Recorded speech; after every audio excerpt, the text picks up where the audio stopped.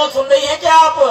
हाँ जी, चाय का गिलास, चाय का कप आपके पास है, इसलिए ये चाय पता आपको इसी समय क्यों दी? महाराज जी की बहुत तगड़ी प्लानिंग है, मिंटू दास जी की। इन्होंने कहा जी जब आपको मौका दिया जाएगा, हमारे यहाँ जो बहनें हैं ना, जो महिला मंडली है बहुत ज्यादा बोलती है, वो तो मैंने देख लिया जी। मेरी बेटी बहनें आई यहाँ पर, बहुत कुछ सुनाया, बहुत अच्छा लगा मुझे कि हाँ ठीक है बदलाव हो रहा है।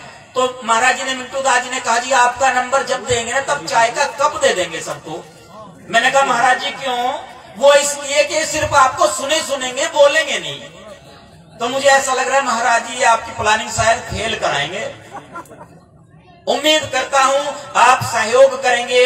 जो 2-4 मिनट का समय मुझे मिला है उसमें थोड़ा सा सुन लीजिए। आपके मतलब की बात है, ये प्रचार की बात है, विचार की बात है, हमारे रहबरों महापुरुषों की बात है। उन तमाम रहबरों को जिन्होंने अपना खून का एक एक कतरा समाज के लिए न्योछावर कर दिया, मैं उनको नमन करता हूं। आज उनकी महिमा का यश गान कर रहे हैं हम यहाँ पर, तो आप इसमें शामिल हो जाइए, अपनी पुण्याहुति दे दीजिए। इसमें थोड़ा सा समय है, वक्त है थोड़ा सा। हाँ जी, यमुना पार जो हम कार्यक्रम करते हो 2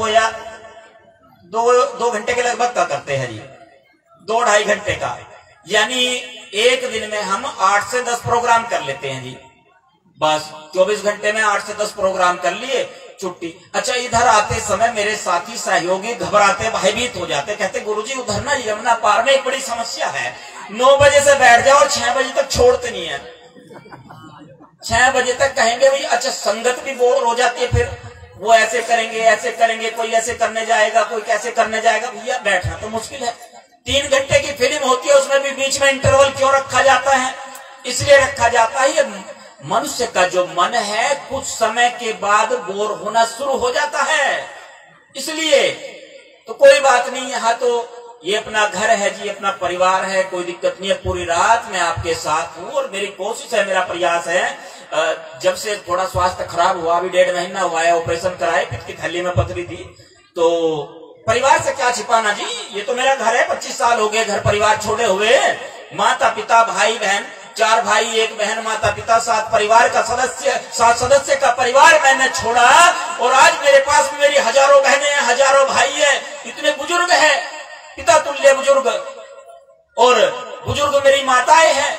इतना बड़ा परिवार मुझे मिल गया, उस परिवार को छोड़ करके मैं आया, इतने बड़े परिवार में आ गया। मैं समाज को अपना परिवार समझता हूँ। स्वामी जी ने, सतगुरु समनदास जी महाराज ने मुझे कहा था, बेटा एक बात याद रखना, समाज में जिस घर जाएगा उस घर को अपना परिवार समझना, अपना घर समझना। जब भूख लगे तो ये मत सोचना कि इस घर वालों को, इन परिवार वालों को मैं जानता हूं या नहीं जानता हूं। एक बार गाड़ी रोक दी अनजान जगह पर, चाय की तलब लग रही थी, साथ वालों को, सहयोगियों को, कहने लगे जी यहाँ चाय। मैंने कहा हाँ चाय, आप जानते हो? मैंने कहा हाँ जानता हूं, ये परिवार अपना ही तो है, मेरा घर है, बैठो चाय मिलेगी अभी। उस परिवार के साथ बैठे हैं, मैंने कहा भगत जी, बंधु जी, 1-1 कप चाय हो जाए? कहने लगे जी कोई बात नहीं। जब वहां से चले, सहयोगियों ने पूछा गुरुजी आप जानते थे इनको? मैंने कहा आज तो जान पहचान होगी, कोई बात नहीं है, मेरा घर है, मेरा परिवार है। मुझे ये नहीं देखना समाज में घूमते वक्त कि मैं इनको जानता हूं या नहीं जानता हूं, ये मुझे जानते हैं या नहीं जानते हैं। बहुत जन्म बिछड़े थे माधो जन्म तिहारे लेके, इतने जन्म बीत गए बिछड़े हुए, हमें आज मिले हैं हम, और आज मिले हैं। अगर नाम पूछने में, काम पूछने में रह गए फिर तो सारा काम हो ही गया भैया। अब तो आगे चलते हैं थोड़ा सा। जो बोले सो निर्भय, जगत गुरु सतगुरु रविदास जी महाराज की जय। जो निर्भय करने वाला ये जय घोष है, सारे भय से मुक्त करने वाला। अगर किसी के अंदर भय से मुक्त करने की सामर्थ्य है तो वो सतगुरु महाराज में है, वो हमें निर्भय करते हैं। नहीं तो भय तो बहुत लगा पड़ा है, हमें बहुत ज्यादा भय है, डर बहुत ज्यादा है। उस डर की बात थोड़ी देर के बाद करूंगा मैं। पहले अपने महाराज का, अपने मालिक का मैं थोड़ा सा जो आदेश है ना, छोटा सा आदेश है हम लोगों के लिए, वो जो फरमान है वो आपको थोड़ा सा बता रहा हूं।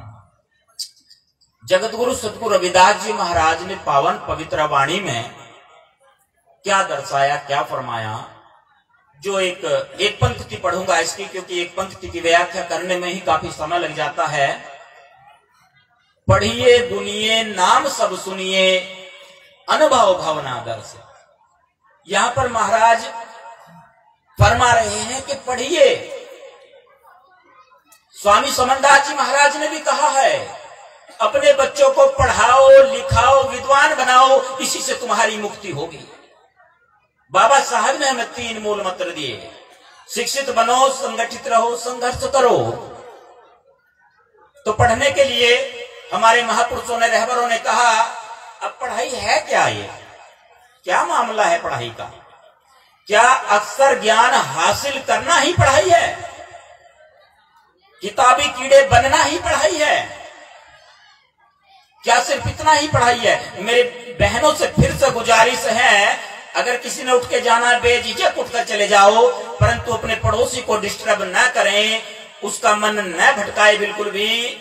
आपको पूरी आजादी दी है मालिक ने, बाबा साहब ने पूरा स्वतंत्र कर दिया, तो थोड़ा सा आप सहयोग करें, कोलाहल थोड़ा कम कर दीजिए। बहुत कम समय लूंगा मैं, ज्यादा देर नहीं बोलूंगा, चिंता ना करो, क्योंकि वक्ता बहुत ज्यादा है, रजिस्टर भर जाता है पूरा, बड़ी समस्या होती है। और मैं तो आग्रह करूंगा आप सबसे, जो वक्ता गण है भाई, बुरा नहीं मानना बिल्कुल भी।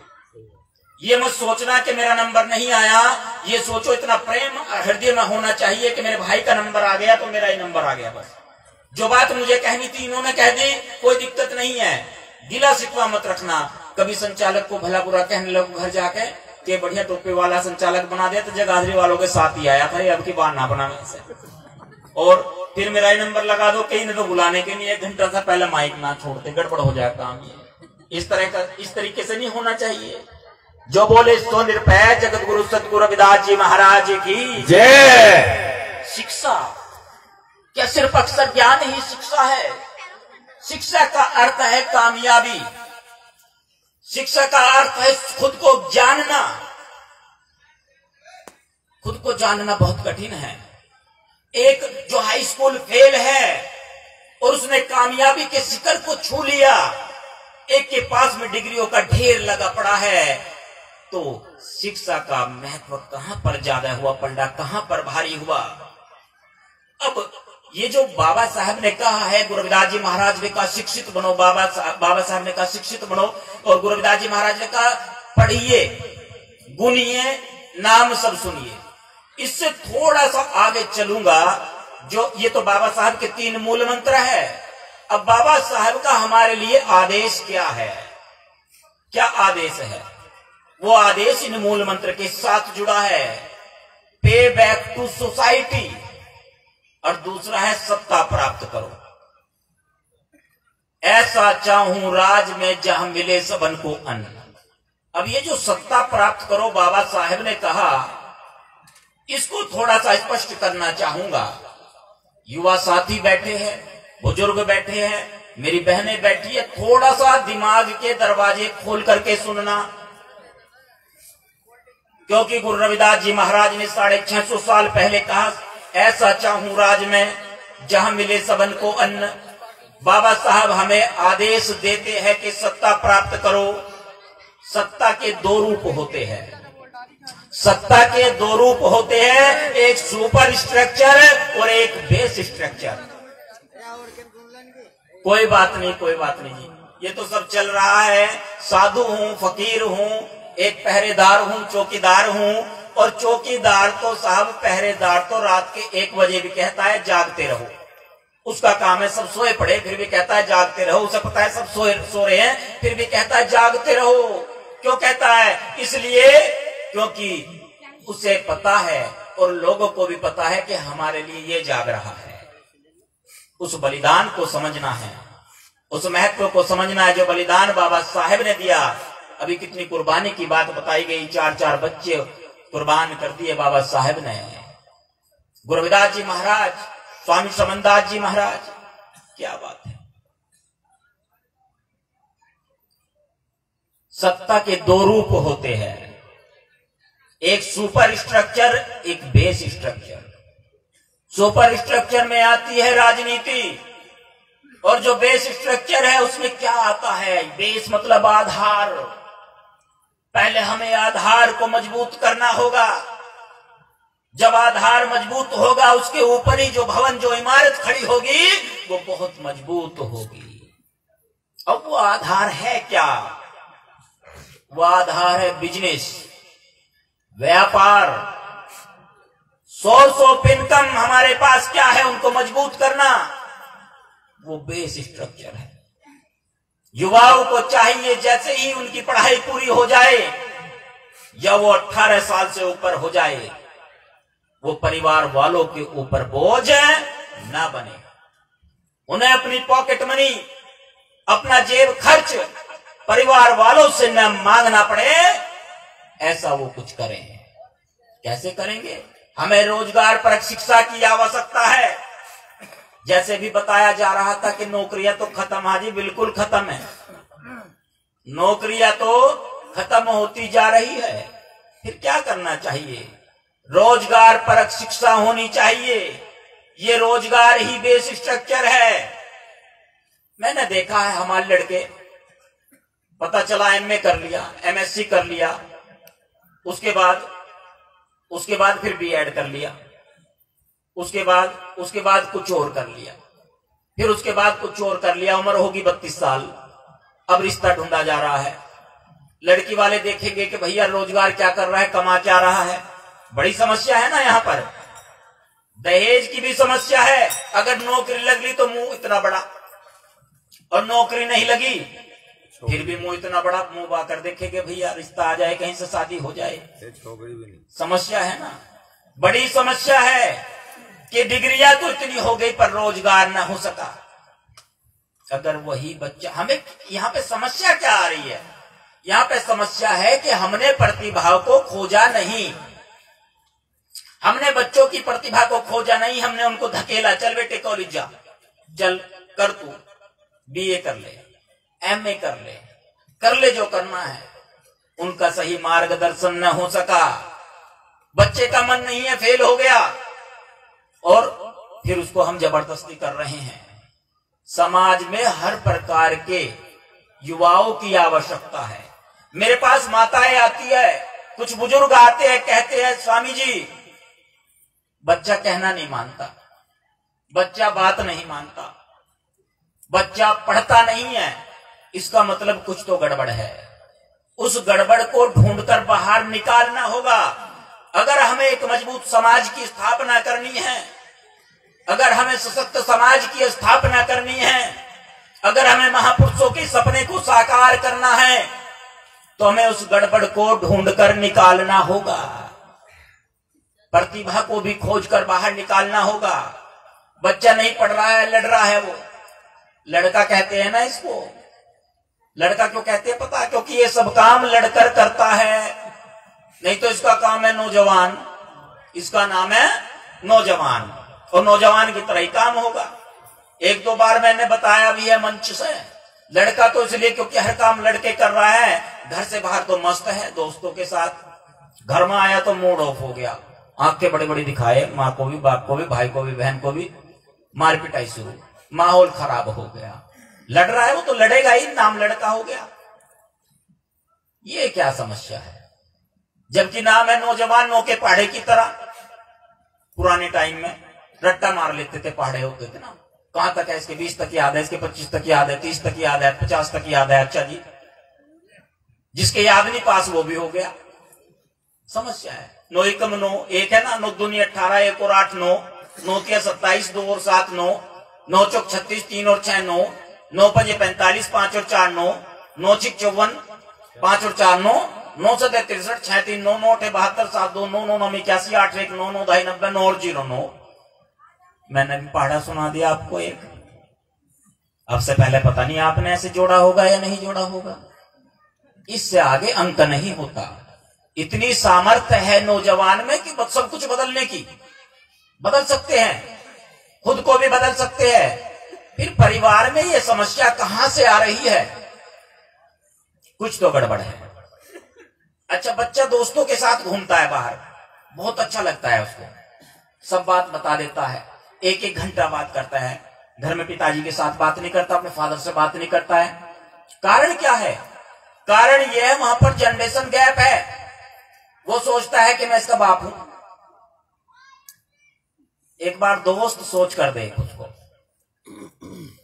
कि मैं दोस्त हूं इसका, और दोस्त को तो सारी बात बताएगा वो, एक एक घंटा तेरे साथ भी बिताएगा, वो साथ में बैठेगा, बात करेगा, सब कुछ।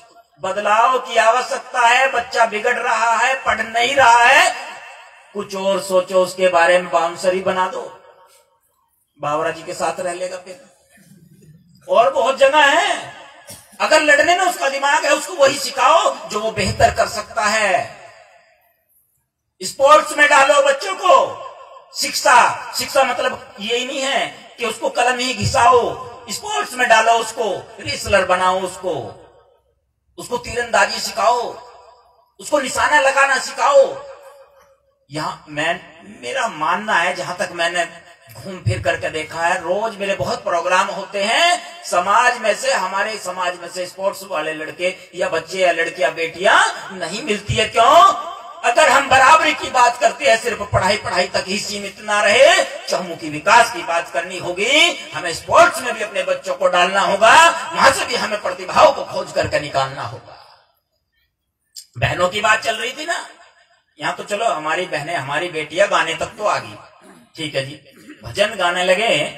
मैं आपको याद कराता हूं महावीर सिंह फोगाट की बात, जिसमें अच्छा लड़के की इच्छा थी जी लड़की होगी, फिर लड्डू वड्डू खाए कहीं से, फिर लड़की होगी, फिर दवाई बूटी ली, फिर लड़की होगी। समस्या, तीन लड़कियां, कैसे करें? वो पहलवान था, रेसलर था, गोल्ड मेडल चाहिए था, लड़कियों को ही कुश्ती लड़ने के लिए तैयार किया, पूरे गांव वालों ने मना कर दिया, बहिष्कार कर दिया। ये कहा कौन लड़ेगा लड़कियों के साथ कुश्ती, गांव का खेड़ा पलट जाएगा, गड़बड़ हो जाएगा। उस बाप ने अपने आप लड़कियों को कुश्ती लड़नी सिखाई, अपने आप लड़ा वो लड़कियों के साथ। कितना बड़ा जिगर होगा उसका, कितना बड़ा दिल होगा उसका। वही लड़की गीता फोगाट कॉमनवेल्थ गेम में गोल्ड मेडल लेकर आई थी देश के लिए। कितना बड़ा दिल हमें करना पड़ेगा। लड़कियों को पढ़ाने तो भेजने लगे हम अपनी बेटियों को। हम बहुत कुछ बदलाव चाहते हैं, परंतु नहीं, अभी बहुत सारे बंधन हैं। उन बंधनों को, उन छोटी मान्यताओं को, उनको हमें काटना होगा। मेरी माताएं बच्चों के लिए व्रत रखती हैं ना बच्चों के लिए व्रत, पर सही मायने में अगर बच्चों के लिए व्रत रखना है तो ये संकल्प ले कि मुझे अपनी औलाद को कामयाब बनाना है। सबसे बड़ा व्रत होगा वो। व्रत तो पता नहीं कैसे कैसे रखे जाते हैं, वो मेरा विषय नहीं है आज का। व्रत का अर्थ होता है संकल्प, कि संकल्प ले लिया है मैंने, मुझे बदलाव करना है, वो सबसे बड़ा व्रत है। शिक्षा की बात चल रही थी, बाबा साहेब भी कहते शिक्षित बनो। गुरु रविदास जी महाराज फरमाते हैं, पढ़िए गुनिए नाम सब सुनिए, भाई रटंतु तोते न बने। गुरु रविदास जी महाराज यहां पर यह फरमान कर रहे हैं कि रटंतु तोते न बने, अनुभव करें। पढ़िए गुनिए नाम सब सुनिए, अनुभव भवना दर से। क्या यहां तक कुछ समझ आया?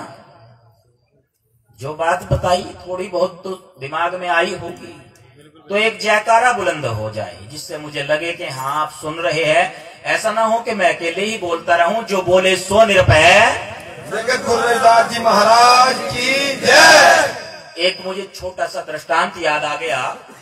एक राजा के यहाँ पर एक ही लड़की थी, इकलौती कन्या।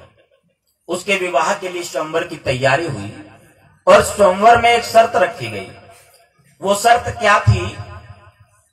पहले सभी राजकुमार इकट्ठे हो गए, सभी लालायित थे। क्यों? अब जिस लड़की के साथ विवाह हो रहा है वो तो इकलौती कन्या है, सारा राजपाट जो जिसके साथ विवाह होगा उसी का हो जाएगा। अब दहेज की बात है। शर्त रखी है राजा ने, घोषणा की कि मैं अपनी इस कन्या का विवाह करने जा रहा हूं उस राजकुमार के साथ, उस नौजवान के साथ जो सामने वाले तालाब को सबसे पहले तैर कर पार करेगा। तुरंत सभी राजकुमार तालाब की ओर दौड़ पड़े, दौड़ने लगे और तालाब के किनारे पर जाकर ठहर जाते हैं, स्थिर हो जाते हैं, भयभीत तो हो जाते हैं। क्यों? क्योंकि तालाब में बहुत बड़े बड़े मगरमच्छ थे, उन्होंने मुंह खोल रखा था, कोई तालाब में कूदेगा और हमारी भूख शांत हो जाएगी। सभी कहने लगे भैया जान है तो जहान है, शादी फिर हो जाएगी, शादी कोई जरूरी नहीं है। जिनकी शादी हो गई उन्होंने कहां तीर चलाए, ज्यादातर जो बदलाव किया वो ब्रह्मचारियों ने किया है। बहुत इतिहास को उठा करके देखिए, ऐसी बात नहीं, गृहस्थियों का बहुत ज्यादा योगदान है, आप बुरा मत मानना। दो दल बीच लड़े कोई सूरा सुनमक लेत लड़ाई। तो अब राजकुमार ठहरे हुए हैं वहां पर, धीरे धीरे समय बीत रहा है और राजा की धड़कनें तेज होती जा रही है। अगर सूर्यास्त तक ये शर्त पूरी ना हुई तो फिर लड़की का विवाह नहीं होगा। अचानक ही किसी के तालाब में छलांग लगाने की, कूदने की आवाज आई, छपाक सी आवाज आई एकदम, और एक नौजवान मगरमच्छों के ऊपर से पैर रखते रखते रखते रखते पार निकल गया तालाब के। तालियां पिट गई वहां तो बहुत जोर से तालियां बजने लगी। राजा भी सिंहासन से उठ गया, बहुत रोमांच हुआ उस समय, तो दर्शकों को बहुत ज्यादा उत्साह आया। वो नौजवान आ रहा है, थोड़ी सी सांस फूल गई। राजा बड़ा प्रसन्न था, पीठ थपथपाई उसकी, शाबाश बेटा तुमने तो हमारी आज लाज रखी, बहुत अच्छा किया तुमने। उसने कहा महाराज आपसे बाद में बात करूंगा, पहले इस भीड़ से पूछना है धक्का किसने दिया था मुझे।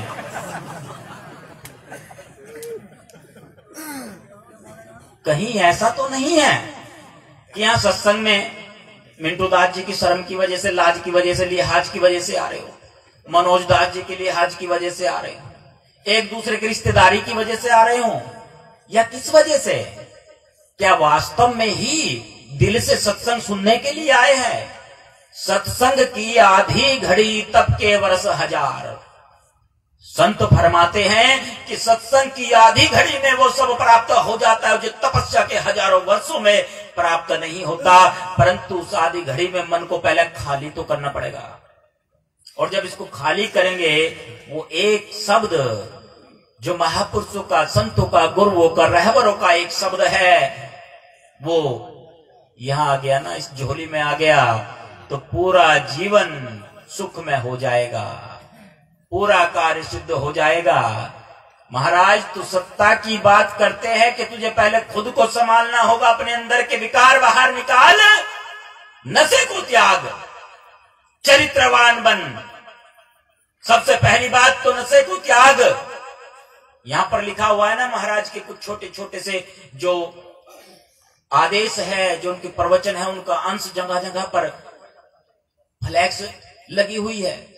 महाराज कहते थे मांस, शराब, वरंडा इनको मारो डंडा, पहले आहार शुद्ध करो और मन को शुद्ध करो, चरित्रवान बनो। जो ये बहन बेटियां हैं, समाज की बेटियां हैं, किसी को भी युवाओं से मेरी अपील है, नौजवान साथियों से मेरी अपील है, इनको अपनी बहन समझो। चरित्र सबसे बड़ी पूंजी है, और अपने लक्ष्य को एक समझो, लक्ष्य को निर्धारित करो कि मुझे जीवन में कुछ करना है, कुछ बनना है। असंख्य जीव यहां पर पैदा हो रहे हैं रोज, और असंख्य जीव यहां से प्राणों को त्याग कर जा रहे हैं। फिर यहां पर हम किस लिए आए हैं, क्या हासिल करने के लिए आए हैं, उस लक्ष्य को आप निर्धारित करो, तब जाकर के फिर उस पे काम करना शुरू करें, तब जाके कुछ हो पाएगा। अगले चरण की ओर चलने से पहले एक जय घोष जो बोले सो निरभय जगत गुरु रविदास जी महाराज की जय। ऐसे ही सत्ता प्राप्त थोड़ा ही होगी, उसके लिए तो परिश्रम करना पड़ेगा, न्योछावर होना होगा, दान नहीं बलिदान की आवश्यकता है। एक दिन मित्र सैन जी से बात हो रही थी फोन पे, तुम्हें आपे से कब फुर्सत, हम गैरों से कब खाली, चलो बस हो चुका मिलना, न तुम खाली न हम खाली। कई बार मैंने प्रयास किया भाई मिले, और कई बार मित्र सैन जी ने प्रयास किया, और ये जजान टीवी वाले तो बहुत ज्यादा बिजी रहे। इनके पास तो वक्त है ही नहीं। फोन पे वार्तालाप चल रही थी मित्र रसायन जी से कि सत्ता के बारे में जो बेस स्ट्रक्चर है कैसे मजबूती लाए। हमें अपने गली सड़कें चौराहे उन पर अपने महापुरुषों का नाम देना होगा। जिला मुजफ्फरनगर में कितने चौराहे महापुरुषों के नाम पर है, बाबा साहब के नाम पर है या गुरु रविदास जी महाराज के नाम पर है, या कितनी सड़कों के नाम हमारे महापुरुषों के नाम पर है। क्या हम कुछ कर सके? मालूम नहीं मुझे, आपको मालूम होगा। इससे भी इतिहास बनता है, पता चलता है कि हाँ हमने कुछ सत्ता प्राप्त की है। छोटी छोटी शुरुआत की जाए। कुछ सुन रहे हैं जी, कुछ समझ भी रहे हैं। सुनना अलग है, समझना अलग है। अगले वर्ष से मेरा प्रयास है कि मैं जिला मुजफ्फरनगर को महीने में से 10 दिन दूंगा। जनसंपर्क अभियान के तहत छोटे छोटे कार्यक्रम आधे आधे 1-1 घंटे के हर गांव में मुझे जाना है, पानी पीना है। मैं चाहता हूं बहुत जन्म बिछड़े थे माधो जन्म तिहारे लेके, पता नहीं श्वास कब निकल जाए। एक बार तो अपने भाइयों से मिल लो, अपनी बहनों से मिल लो, एक बार तो अलग जगा दो सबके घर जाकर के। अगर आपको लगता है कि आपका बच्चा कहना नहीं मानता है, बिगड़ रहा है, फकीर की झोली में डाल देना और जब वो सुधर जाए ना तब ले जाना अपने को। इस बात में मेरे ऊपर कई बार उंगलियां भी उठी कि तो लड़के रखता है साथ में, ये तो गुंडे रखता है जी साथ में। ऐसे ऐसे शब्दों का प्रयोग मेरे लिए किया गया, परंतु मैं आज अपने घर में बैठा हूं, समाज के बीच बैठा हूं, आपकी जानकारी में डाल दूं। वो बच्चे मेरे अपने बच्चे हैं, समाज के बच्चे मेरे अपने बच्चे हैं। और भाई हमने तो ठेका ठा रखा है। देखो समाज का जब अन्न खा रहे हैं तो प्रयास एक, और वो प्रयास ये है अगर किसी का बच्चा सुधर करके मेरे पास से चला गया, कुछ कामयाब हो गया, उससे बड़ी और क्या बात होगी। आचार्य कौरपाल महाराज जी की। आपकी जानकारी के लिए बता दूं, जब स्वामी समनदास जी महाराज ने मुझे आदेश किया, यमुनानगर में मैंने एक फ्री कोचिंग सेंटर शुरू किया, बच्चों को फ्री पढ़ाया, कंप्यूटर सिखाया। हर साल हमारे पास से 5-10 बच्चे सरकारी नौकरियों पर जाने लगे फ्री में ही, कोई पैसा नहीं देना पड़ा उनको कोचिंग के लिए। आज आप बच्चे को एसएससी की कोचिंग कराओ, यूपीएससी की कोचिंग कराओ, पता चल जाएगा, पसीने छूट जाएंगे। पर क्या हमने ऐसी व्यवस्था की? नहीं की। यमुनानगर में आश्रम पर ही हमने ऐसी व्यवस्था की हुई है। हमने देखा कि छोटे बच्चों को सुधारना मुश्किल होता जा रहा है। मेरे पास +2 से ज्यादा वाले बच्चे आते हैं, 12वीं से ज्यादा वाले बच्चे आते हैं। तो क्यों ना हम एक स्कूल खोलें? क्योंकि स्वामी समनदास जी महाराज का, गुरु जी का मुझे आदेश था कि एक स्कूल गुरु रविदास जी के नाम से बनाना। हमने 2 एकड़ जमीन यमुनानगर में खरीदी और गुरु रविदास इंटरनेशनल स्कूल का शिलान्यास किया। जगत गुरु रविदास जी महाराज की जय, महात्मा कौरपाल आचार्य जी की जय। अब मैं चाहता हूं यही शिक्षा की जोत यहां मुजफ्फरनगर में भी हो। अगले वर्ष यहां पर एक निःशुल्क कोचिंग सेंटर चले, शुरुआत हो जाए अगले वर्ष इसकी 2023 में। जो हमारे बच्चे हैं, हमारे बेटा बेटी हैं, जो भी, उनको फ्री में कंपटीशन की तैयारी कराई जाएगी। उसके बाद आगे की व्यवस्था देखी जाएगी। मेडिकल कॉलेज की तैयारी है। ये सब किस लिए? क्यों? क्योंकि एक तबका अभी भी है जो शिक्षा से वंचित है। कोई कोना ऐसा पड़ा है जहां पर धूल जमी पड़ी है। एक बात आपकी जानकारी के लिए बता दूं, बहुत समस्याएं है ना। पहले जातिवाद था बहुत ज्यादा, अब नई समस्या पैदा हो रही है, समझने की बात है। और उस समस्या का नाम है पूंजीवाद। उस समस्या का नाम है पूंजीवाद। बड़े, जब आप दिमाग पे जोर डालोगे तब ये बात समझ आएगी कि पूंजीवाद क्या है। अगर आपका ही एक भाई आईएएस बन गया, उसकी कास्ट अलग होगी, उसका स्टेटस आपसे अलग हो गया। समझ रहे हैं आप? इसका नाम है पूंजीवाद, प्रतिभा पलायन।